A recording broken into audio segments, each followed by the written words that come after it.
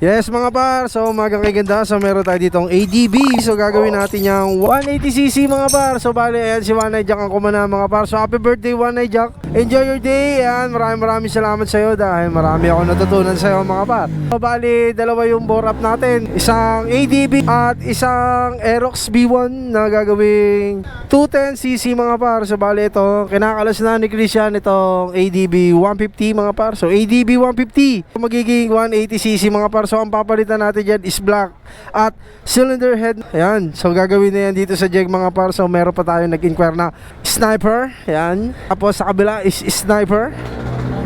Ayan. So ayan, dito rin si Sonic. Ayan, Sonic. Tapos si Bossing, ayan yung may-ari ng ADB 150 mga par. So gagawin na yan dito mga par. Let's go. ADB 150 mga par. So bali kinakalasan ni Christian yung makina. So natagalan lang tayo pagkalas ng kaha. Ito Aerox B1. So papalitan natin ng block yan. Tapos ito 180cc na ADB 150 mga par. So titignan natin yung itsura nung makina na ito mga par. So kakalasin na muna yan dito ni Christian mga par. Let's go. So ito na yung makina nung ADB 150 mga par. So kung makikita nyo is papunta na rin pala to sa overheat. Ayan o, nagkaroon na ng putik-putik sa loob ng cooling system. Tapos yung itsura ng cylinder head niya is lean. Kung makikita nyo is puti. Ayan mga par. So bali facial yan. Tapos papalitan natin ng block na 63. Tapos papalitan natin ng head 4 valve. Gagawin natin 4 valve yan dito.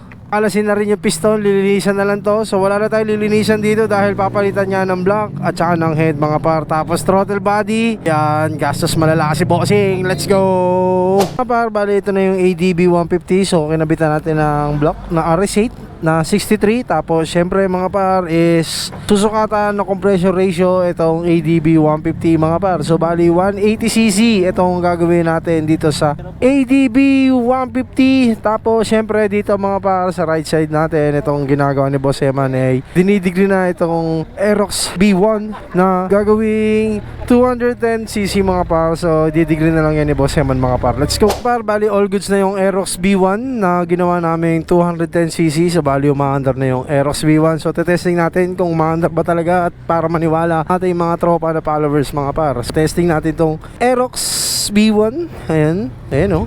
Yun, may ririnig nyo is umaandar na tong Aerox B1 mga par na ginawang 210cc. So syempre dito mga par is ADB 150. So bali ayan, kung makikita nyo is kinakabit na lang yung magneto dito sa pwesto ni One Eye Jack. Ayan si One Eye Jack mga par. So bali testing na lang to, papaandar rin. So 4 valve yung ginawa natin mga par. Let's go. So ADB 150 mga par. So bali ayan. So kung maririnig nyo is sumaandar na siya mga par. So ayan, kung maririnig nyo is all goods na yung ADB 150. So ayan mga tropa natin dito sa Jeg mga par. So happy birthday Christian. So birthday party na dito sa Jeg mga par. Ayun o, shoutout kay Al James, kay Bumpy, kay Albi, tapos kay Bert.